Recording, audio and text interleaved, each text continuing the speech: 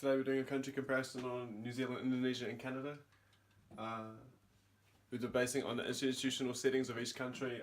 The institutional setting is the pestle elements of a country, the political, economical, socio-cultural, environmental, legal and technological sectors.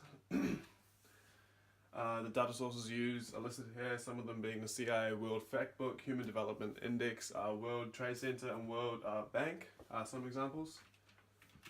A brief background of each country. New Zealand is in the southern hemisphere, Indonesia intercepts the equator, and Canada is in the northern hemisphere, both very different geographical areas. Facts: population 5 million, 260 million, 37 million. Languages speaking English, Indonesian and English, English and French. The political comparison of the institutional setting. Indonesian is a republican government in comparison to New Zealand, which is a democratic government. Same with Canada, both democratic. Corruption and stability is a key element of the political side. Corruption perception index. It is clear that Indonesia is most susceptible to corruption out of the three countries. Canada and New Zealand are both being very similar for each of them. Sorry, New Zealand in blue, Indonesia in orange, and Canada in grey. Canada and New Zealand sharing very similar traits amongst the perception, corruption control, as well as stability and safety. Economic comparison of the institutional setting. The size and growth of the economy. It's clear that Indonesia and Canada are both bigger in size and growth capacity or potential. The net GDP of Indonesia being 1,000, Canada 1,600 billion, and in New Zealand 205 billion, for example. Per capita being 48,000 US dollars in New Zealand, 45,000 US dollars in Canada, and 12,400 in Indonesia. Quite a big difference there in terms of income. National unemployment rate for the well-being of the economy is a good key element. We've got national unemployment rate, cost of borrowing and inflation rate.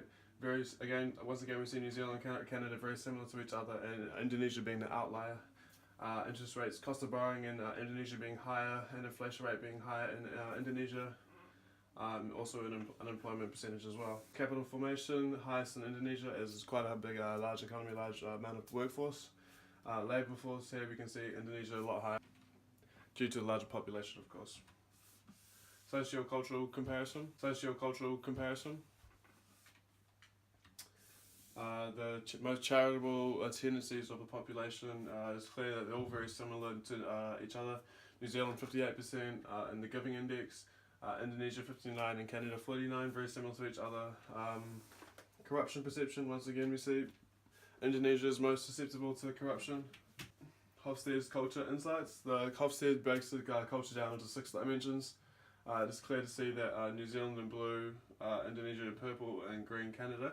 It is clear to see that New Zealand and Canada share very similar points in each sector, and Indonesia tends to be different. Clear to see that adaptability for a New Zealand employee would be easiest done when transitioning into Canada.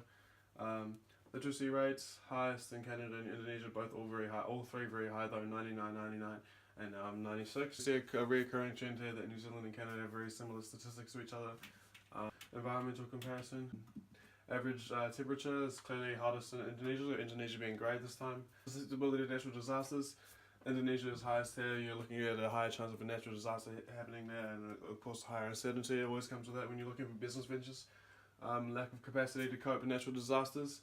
It is clear that Indonesia has the highest lack of capacity to cope with them, and New Zealand and Canada both sharing very similar there. Key issues raised: political instability and absence of violence is highest in Indonesia. For NZ managers, this can lead to increased uncertainty. We're looking for business ventures to Indonesia.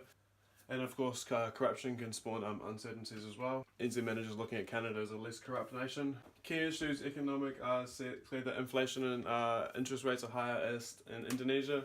This means that for NZ managers, the cost of goods and also the cost of borrowing is going to be higher for investment.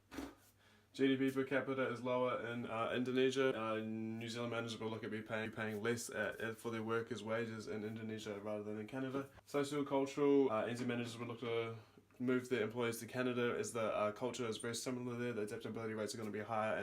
Environmental key issues, Indonesia is more susceptible to natural disasters, so of course that's going to lead to increased uncertainty for NZ managers looking to venture to Indonesia, so Canada will be the safer option in terms of long-term monetary safety.